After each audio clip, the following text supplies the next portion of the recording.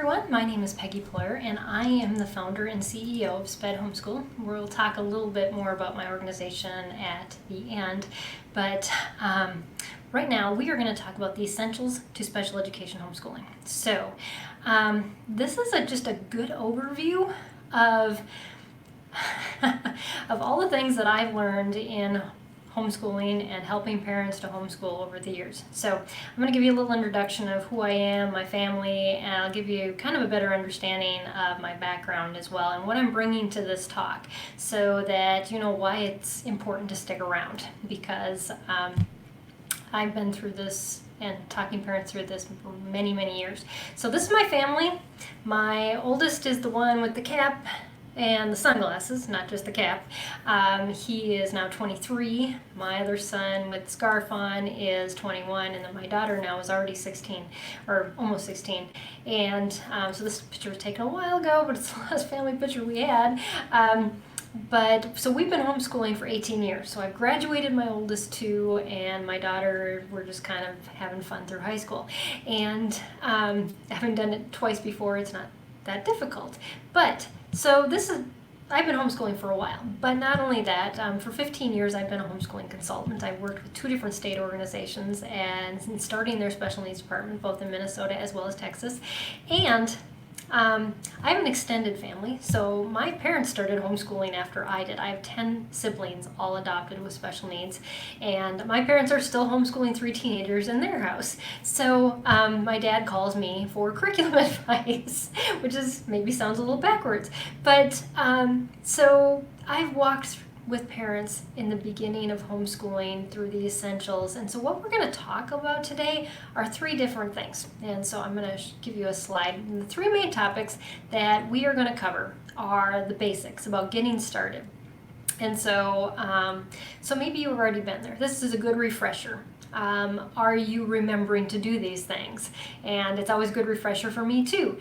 Then we hit those common pitfalls. These are the questions that parents would always call me, like when they were in the middle of the trenches or when they were getting started and just had no clue as to what was going on. And so I'm going to give you a little advice kind of as I've answered those questions many times so that you aren't calling and asking for a consultant to try to figure these things out. There are common things that many parents who homeschool struggling students fall. It's just these pitfalls we have. And then we're going to unbox high school. And whether or not you have a really young child and you're thinking, well, high school's so far away, I really want you to hang on for this, because there's a lot of things. Like I just did an interview with some people that, 2 professionals that help parents in fighting for IEPs in the public school, but we were talking about accommodations in college and the many things that you can do ahead of time to prepare for those high school years. And so even though they may seem like they're really far away, if you have a better perspective of what high school holds, that it frees up high school a lot. And I found that with my youngest, the more you do it, actually the easier it becomes, and she actually has enough credits to graduate already. We're having fun, like I said, in high school because she's exploring who she is and what she really wants to do, and we have that time, which it's awesome. I just have to say that. So anyways, so here's our 9 easy steps to getting started. If you want something to follow, if you go to our website at spedhomeschool.com, you will be able to find under just our resources, 9 easy steps to get started. And these 9 steps are right there for you to see. So so that's a simple way to go through this list with some links and some resources that I'll talk about. So that's where to find these. You can also do searches on our website to find things as well. But the first one is to know your state laws. And the reason I bring that up first is because when you homeschool, whatever state you are in will mandate what your laws are. In every state they're different. So you can't go on the internet or on Facebook and say, well, what do I need to homeschool? Because if you live in Wyoming and somebody is answering that lives in Pennsylvania, they're going to be telling you things that you do not have to do. And the opposite way around, if you live in Texas, where the homeschooling laws are rather open, and somebody asks a question about, well, how do you homeschool in Washington? they're going to be telling you things that they do, and you're going to miss out on the things that you should be doing because the laws there are a little different. So the best way to do this is, again, go to our 9 easy steps and then go to the button that says state laws, and that will connect you with your state organization. And that organization, that's what they do. They inform the homeschoolers in their state about the state law, and they stay on top of it. They are involved in a lot of that legal process. And a lot of times we say, well, why do we have to do this? Why are we fighting for our freedoms? Because it took a long time. And if you dive into your state laws and your state homeschool organization, they will give you history about what has happened over the years to bring about the freedom that you have to homeschool in your own state. And so definitely don't miss out on that, because that's it will give you a much bigger perspective of the homeschooling community and what you're becoming part of if you haven't started homeschooling yet, or what you are part of now. But then join that organization, support them. They are the ones who are fighting on the forefront in your state. They will send you emails of things that are happening in your state that may be challenging your right to homeschool, or maybe changing your right to homeschool, maybe giving you more freedoms. But those organizations are there for that.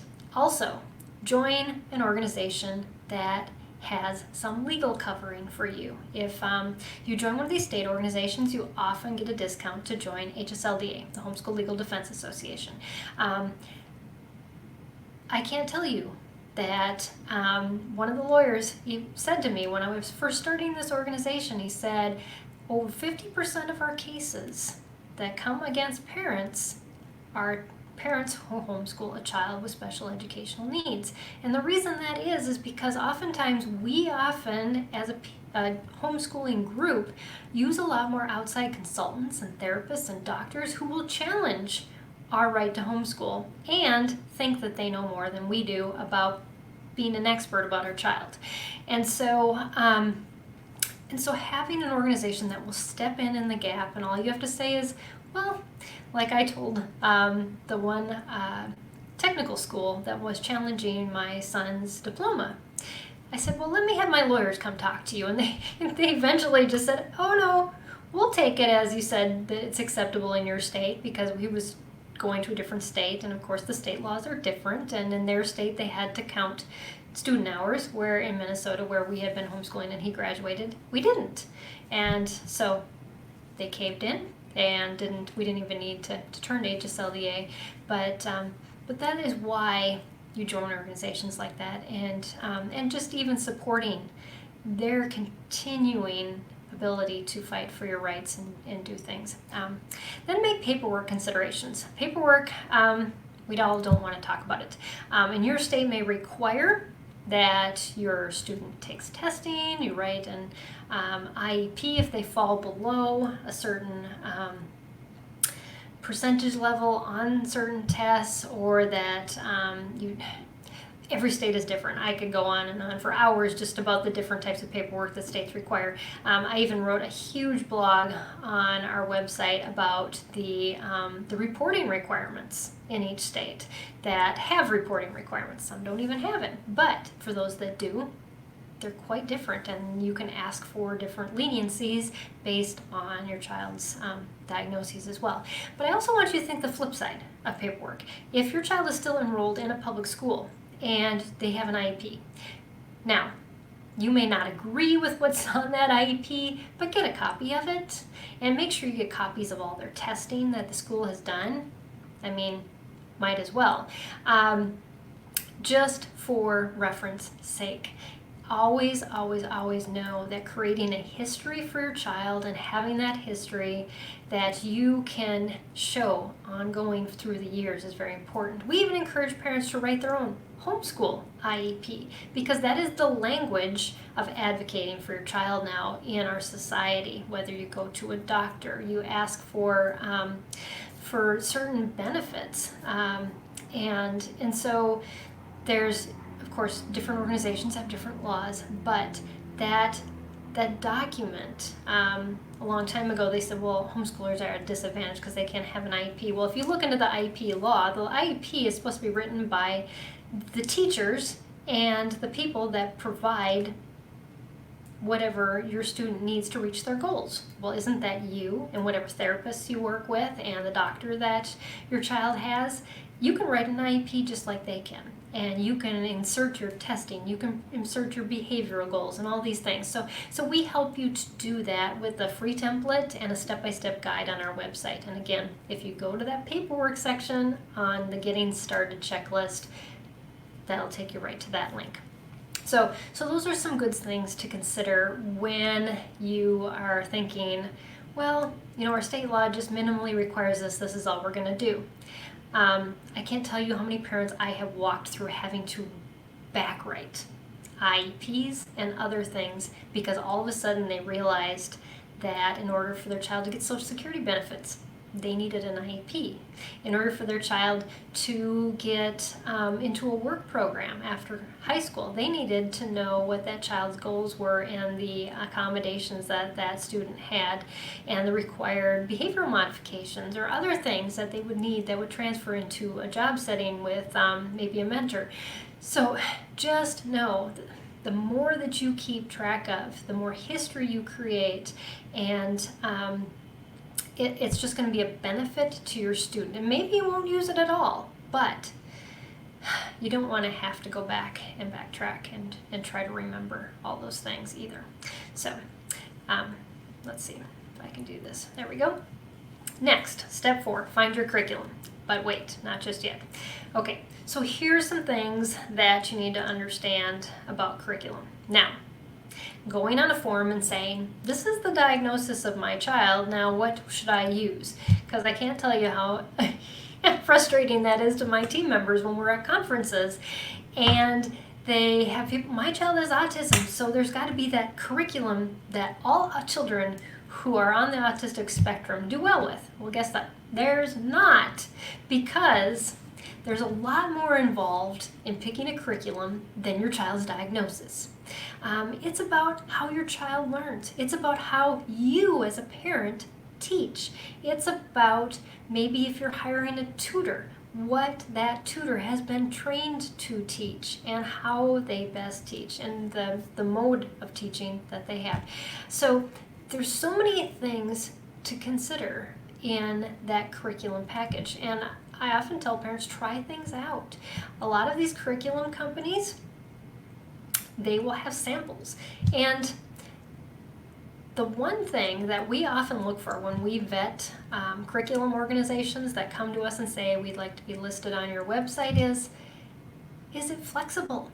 Because flexibility is one of the most important things when you're teaching a child that struggles.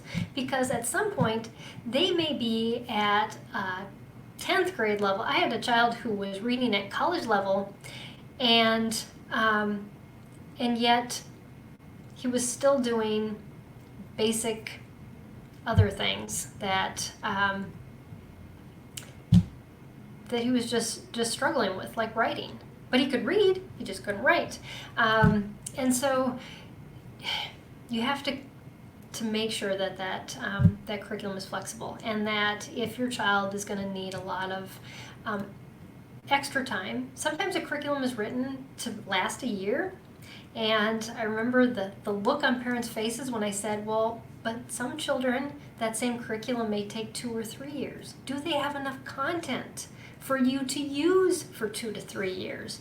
Extra things, workbooks that you can pull in, or resources on their website that you can use to come at these same subjects from different perspectives, so that your child has a way to do hands-on projects and do immersive video experiences or field trips. All of these different things that, depending on the learning style that they most click with, those are the things that you want to make sure that are in a curriculum. So don't make curriculum the first thing that you decide on. It's okay to not have a curriculum when you first start. For my kids, we tried out a bunch of different things and just found that unit studies worked best for us. But I know for some people, unit studies would drive them crazy. And so, so there just isn't a one-size-fits-all, and just understand that about curriculum. So, the next, therapy. Yes, parents, when I first started homeschooling 18 years ago in special education, we're not talking about therapy, because there was this thing that said it's taboo to talk to anybody outside of you, you need to do it all yourself. Well, things have changed, and there's many different ways you can incorporate therapy into your homeschooling schedule. And for some children, therapy is their homeschool. I want to drive that in, because if your child needs to work on those developmental building blocks and therapy is where it's at, don't feel like you're not homeschooling if your child's just doing therapy all day. They are learning, they are growing, they are working hard. So here's how you can access therapy. Now, there's federal and state funded services that you can access mostly through your public school. Because the IDEA law has 10% of its allocated funds for private and homeschooled students, you can request that those funds, that 10% that's allocated, some of that be allocated to your child for therapy. Now, understand that every state and every district has the ability to say how they use those funds. They still have to use them for the homeschooled and private school students, but they may only use them for testing. But it doesn't hurt to ask, because a lot of parents have found that they can get some type of therapy. Not usually all, and not usually what they think is appropriate. But if you are financially strapped, that is something to consider. Your private insurance may cover therapy services, so definitely ask. A lot of times, because public schools offer those therapy, there is sometimes a blacked out time period or age period for children who are school age that private insurance does not cover therapy, but that is changing. So parent provided services. You can do therapy yourself. We actually have an entire website page on our website, and if again you go to these easy steps or under resources, it's at home therapy.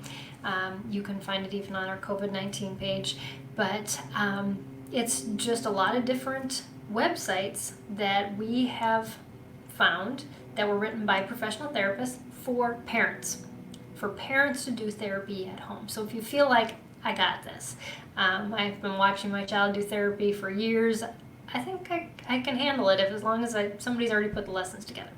The last one is as an educational therapist or consultant. There are people who are trained as therapists or as educational therapists who not only work with your student but also include you in the process. And their goal is to bridge that gap between, I don't think I can do this with my child, to, yes, I'm confident that I can do therapy with my child and move on and progress from the point that the therapist worked with my child to now me. So, so those are just some options to consider for therapy while you're homeschooling. Find your tribe. You need a support community. Don't do this alone, because a lot of times that we think the things that we struggle with are all about my issues, my child's issues. And when you get in a group and you start sharing, you realize everybody has these issues. I am not alone. I know somebody had said in one of our, we do a mom's night out, and I didn't include this on this slide. This is an older slide. Every Tuesday night, since COVID started, we have just opened a chat room, and all of our community members are invited. You will, if you get on our one of our SPED Strong Tribes or our Facebook support group, you'll find a link to that. It's the same link every week, and I'm on there, my team hops on there, and we just talk about whatever we want to talk about. But one of the moms said, I was so discouraged until Peggy started sharing about all the things she's been through. She goes like, somebody understands me. Yes, that's what we want. We want you to know that you are not alone. The things that you are going through, I probably went through 15 years ago. I just want you to know that. And I've survived, so you can survive too. So we have these SPED Strong tribes. If you go onto our website, and again, on our list, that step 6 will connect you with that page. You can find the different groups we have on Facebook, but also if you're not on Facebook, we have our SPED Strong tribes on it's an app as well as now it's on a desktop platform. And they follow HIPAA compliance standards. It's completely private and it's free. So we just encourage you to join your regional tribe there. We're working towards getting down to connecting you locally, and it's a long process. We are a new organization, but that is our goal. So, but get connected. Know that you're not alone. Reprogram your educational philosophy. Whether you've been homeschooling for a little time or a long time, or not homeschooling yet, we have to get the mindset out of our mind that school is when you sit down, your child has a book in front of them, and that is learning. Learning is everywhere, and sometimes it takes a little while to understand that for ourselves and for our students, especially if they've been in a school setting. And so what we call this in homeschooling is deschooling. It's a time where we enjoy learning without books, without an agenda. We discover, we explore, and we find with our children that learning is a fun thing and something that we don't want to ever stop doing. And we don't want our children to ever stop learning. So definitely take that time. It's such an important step when you first start homeschooling, especially, is to just reprogram that idea of what is learning. And learning is all around us all the time. And maintain your students' individuality. This I just can't stress.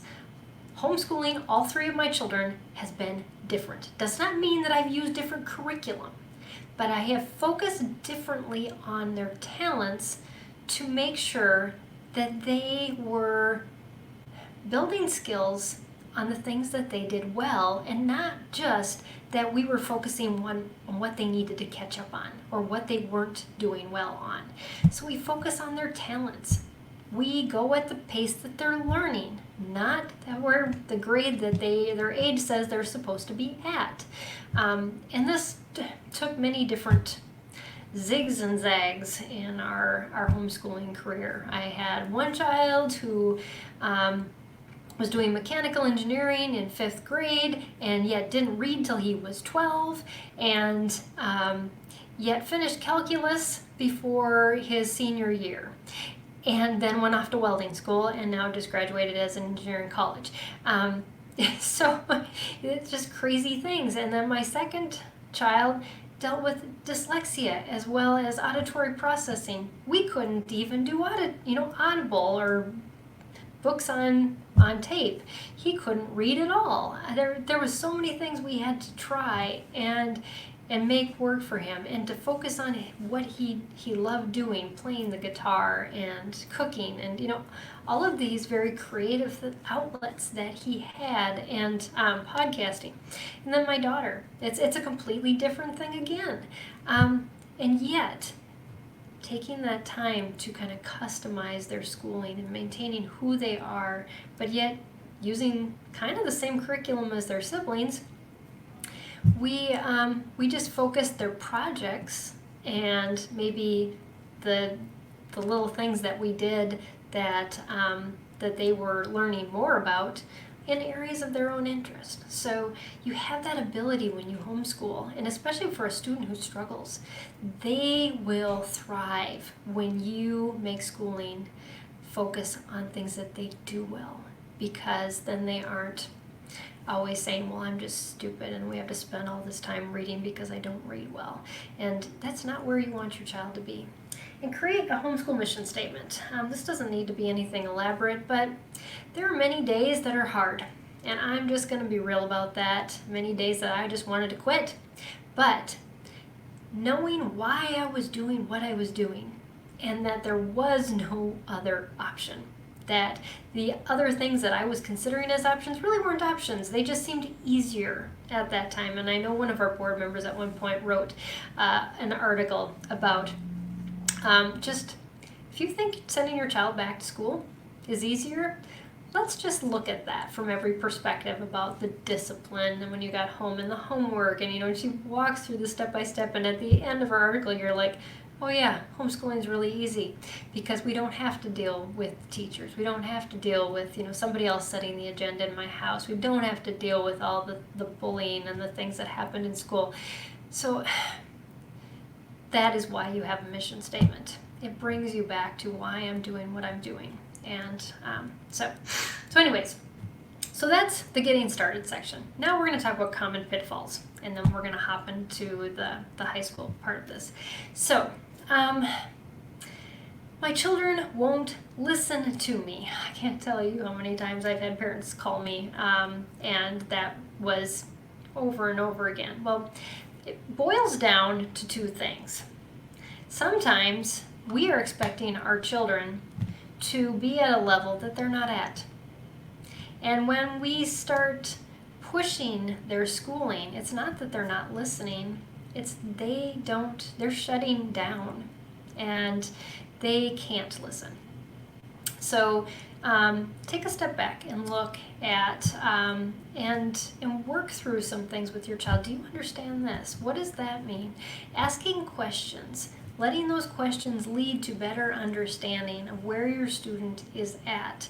And maybe sometimes your curriculum might be a little too difficult, or the wording that the curriculum developer used is not within their vocabulary range yet. So there's just so many different things. But then there's the flip side. A lot of times when we have children who have been in the public school system that have said that teachers know everything and parents, well, they just don't. And then you start homeschooling and that child doesn't change their mentality. Well, my mom doesn't know anything. Why is she trying to teach me? It's the teachers that know everything. And unfortunately, that's sometimes the case. And teaching our children how to honor us as parents, and to listen and to understand that, maybe mom is not trained as a teacher, but I'm learning along with you. And this curriculum developer is teaching me, and let's discover together. Let's learn together. I have your best interest in mind. I want you to succeed. And sometimes for me, when I wanted to build honor with my own children, it took me getting on their playing level and building Legos, dressing up as a superhero, and playing. And my children realizing, Mom really does love me. She wants my best, and she's even getting who I am. And if that's the way she feels, man, I'm gonna buy into this thing that we're doing. And I saw that happen with my own children. It's such a backwards way of thinking. We think authority is by putting our fists down and saying, this is what you have to do. It's building walls between us and our children. We want to break those walls down. And the best way to do it is to get on their level. The next one is, my child can't get all their work done. And oftentimes, the way we deal with this as parents is we start taking out all the fun stuff, because goodness sakes, if we don't have time to get all of the core stuff done, then why are we adding in music and robotics and all these other things that you like? So I want to give you a different perspective on this, though. If someone told you that all you had to get done was the least favorite things that you hated doing every day, and they took out all the things that you enjoyed the most, would you even feel like getting out of bed in the morning? I know I wouldn't. If somebody told me I had to clean my house every day, I would say, yeah, right. I'm pulling my sheets up over my head and I'm staying in bed because I hate cleaning. But if I've got those things that I like to do, mixed in with the things that I hate to do, I can make myself do those things. It's the same thing with your child. Yeah, they may struggle with reading, but if you can spend an hour with doing music or learning an instrument and use those things as incentives. Okay, so when we get through with reading, guess what? This is what we get to do next. Put more in your student schedule. Make the things that they love to do academics. For my one son, we actually used a building set to make historical bridges as a way to study mechanical engineering for a year, and he loved that, but he hated reading. So you know what? We did the reading, and then he got to go build the bridges. So, but that encouraged him to keep going. And we're all that way. We all want incentives. And why not make school an incentive? Learning, more fun. Then we hit these points where my child has stopped learning. We often think that learning happens in this gradual progress because that's the way that the testing results show that norms go up and up and up. The problem is kids don't learn that way, and neither do we. We gather information, our brain starts building connecting pathways, and all these things are happening, and then all of a sudden we have this dramatic leap in learning. But while all those pathways are getting connected and all these things are happening in our brain, we can be tested and say stagnant. And then all of a sudden that leap happens. If we give up when we see no progress right away, we're not going to get to the point where progress is going to happen. Now, if you've been going a long, long time and progress has not happened, sometimes it's time to step back and reevaluate and say maybe there's something we should be doing right. But don't just stop right away and say, well, this curriculum must not be working because I'm not seeing anything coming out of it. Keep going. My testimony to this is I interviewed Andrew Pudua, and I told him, I said, I used your whole writing program with my oldest child. We went through the lessons, and he just would not write. He would not write. He maybe wrote an email for me all the way through high school. But he did learn the lessons, and I only found this out because he got A's in all of his college English classes. So at some point, whatever we learned all made the right connections, and he was able to write papers all the way through college. So, don't give up. Just keep plugging along. And we tested, there was nothing wrong. He had no reason to write. Taking away the extras till things aren't finished, that's kind of what I covered without them getting all the work done. At this rate, my child's never going to get caught up. Oh, I hate those words, caught up. Caught up to who? The norm. The norm is some average child that doesn't even exist. Your child has their own pace. Do not worry about that norm. If your child is making progress, they are making progress at their own speed. That is what you need to celebrate. And, I already addressed in the first getting started what that curriculum isn't made for a diagnosis. You need to really figure out what works in your home and for your child. And I have to tell you, so many parents tell me that my child learns best on the computer. Well, because they like the computer. It doesn't mean they learn best on the computer. And I can tell you this with my children. They love computers. The only problem is they didn't learn well on them. And the one thing they learned the least amount with the program was typing. Because the typing program that I chose was game-based, and my children are gamers, and they wanted to beat it. The only problem with beating something that is not something that you just learn to go through fast, but typing requires repetition and over again, you don't win it. You have to keep doing it over and over again to get better at it. So we replaced, eventually, the program and the game with a really old-fashioned book that flipped over, probably from the era before my high school years, and it worked flawlessly. All my children can type because of that book. So, just something to consider. So, we're now going to dive into unboxing high school, and like I said, if you have a younger student, transitioning a student out of your homeschool should be something you work on little by little throughout your child's homeschooling career. I'm quoting myself, yes. There we go. So, transition planning. Now, we're in the process right now of writing an entire manual on how to homeschool high school. It's right now in editing. It is a 22-chapter book. Huge. These are some of the resources that I have in one of my chapters.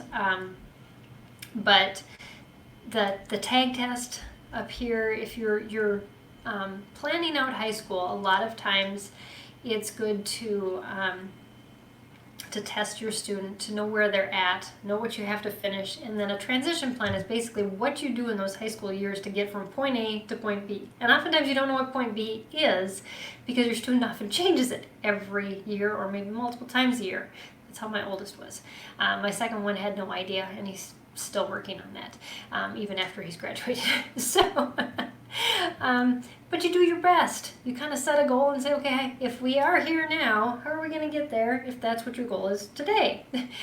So some of these resources are good for that. The tag test is, and I just wrote a recent article on a lot of these, but if you do a web search on tag test, you'll find this. It's a simple, very inexpensive test. It's actually made for the public schools to use, but you can use it. They have a parent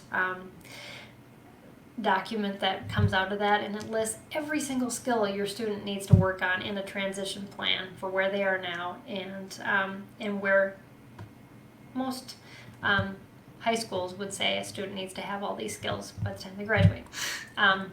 Wonder is another great, the social emotional, they're one of our partners. They do kind of like a a la carte type of social emotional online training for your student, and so they can walk you through different things or help your student, and it's from the perspective of the student. And so your high schooler will go through these programs and just learn how to be empowered, how to advocate for themselves. LifeSkillsKC.org was written originally for kids in the foster care system, but it's an inventory of life skills, and really good. It's free. My Next Move is a really good website to go to if your child's wondering, well, what would I even be good at? Oftentimes we ask about the career assessments. That's another free one to use.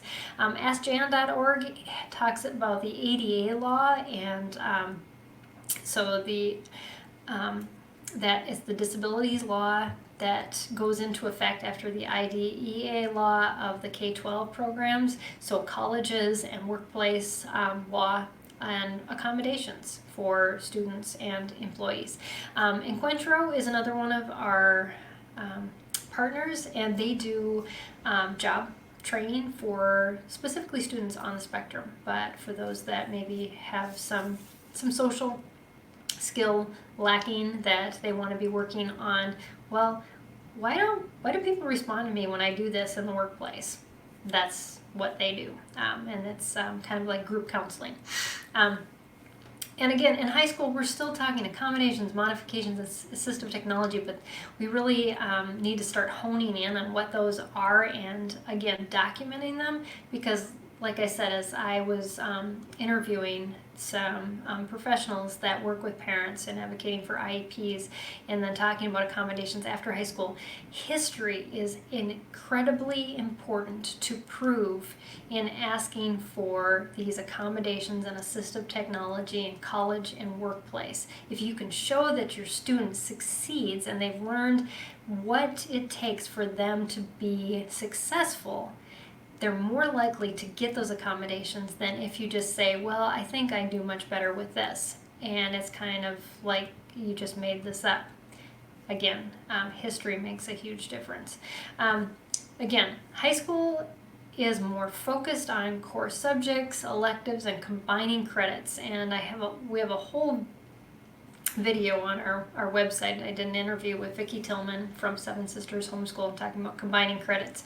And we often think, high school, that's so many hours that we have to keep track of. And the thing is you can count 1 hour your student does something if they're maybe studying something historically, and they decided to make a recipe that was based on that historical time period. And so you've got cooking and history, and in order to get that recipe, they had to do research, and maybe it was part of a project that they were doing as a summary of all these things they had learned in this unit. So that could be reading and research as well, and part of their English credit. So here you are, you've got 1 hour of something that they did, but it ends up being 3 credit hours in high school, and we could walk you through this, but those are some things that oftentimes parents go, oh, well, it doesn't seem like we'd have to be schooling 8 hours a day. Oh no, high school does not need to take 8 hours a day if you can combine credits like that. And again, life skills, therapy goals, work study, and volunteering all count as high school credits too. It's just to be creative in that process of doing those things. And so, and finally, transcripts, diplomas, graduation, we often make those way much more difficult than they are. I often tell parents, don't put your child's transcript together until your first year of high school, because if you set up a plan, well, more than likely you're going to be tweaking it way too much and changing it. So I always, after my kids each finished their first year of high school, is when I first sat down and said, okay, what did we have enough hours for credits, and what are we going to call that class? Because it was a combination of this and this, or maybe they took a karate class, or it had so many hours to do a full hour of phy-ed with karate. And so there's all those things, but in the majority of states, your transcript is written by you, and your diploma is given by you. When we graduated our oldest from Minnesota and our homeschool there, we've been members of HSLDA the whole time, but we ordered his diploma from them. It didn't mean that they graduated him. Our school name was on there, Scout Lake Academy. That's what we called our school. And because we had lived in Scout Lake. Anyways, come up with the school name. It's going to be on your child's transcript, and don't just make it your family's last name, homeschool, whatever. Give your school a name, an official name. That's important. So be thinking about that. But anyways, so we ordered an official looking document and all of that, and paid probably $30 for it. My second graduated, and we were not only a member of HSLDA, but the Texas Homeschool Coalition, and they had a PDF that we could fill in and then send to Kinko's and print for $2 and some cents, and pick up on nice paper and give that to him. So really, their diplomas count the same, exactly the same to every college or place they wanted, of employment. It's just a piece of paper. But now remember this. Unlike your student graduating from a school, you are the sole owner of this transcript and diploma, or your student is. Get a safe, put it somewhere where it's not going to wash away, be destroyed. I mean, we live in hurricane country where we live. Where we used to live was Tornado Alley. Just know that you need to have copies of this, maybe out on the web somewhere, where you can print a new one up. But those transcripts and diplomas, if your student needs a new copy of them, you need to remember where they're at, and so do they. So just an important thing to remember. And also, there are ways, if your student is taking classes from other people or other schools and they give them grades, there's ways to document that. We have videos on our YouTube channel again about how to do that as well. So and so that you can track them all on one page. That's the key. A transcript needs to be a one-page document. And so I can't stress that enough, because a lot of parents will come back and say, why didn't the school take my child's transcript? Well, because it just wasn't written in the way that needed to be written. And so we want to make sure that you do that. And we do have resources on our website. If you go to our high school checklist, again, all those points that I just went through are on there, and there's links to resources to free transcripts and all of that as well as that manual that I said that we're working on. There's even more in there.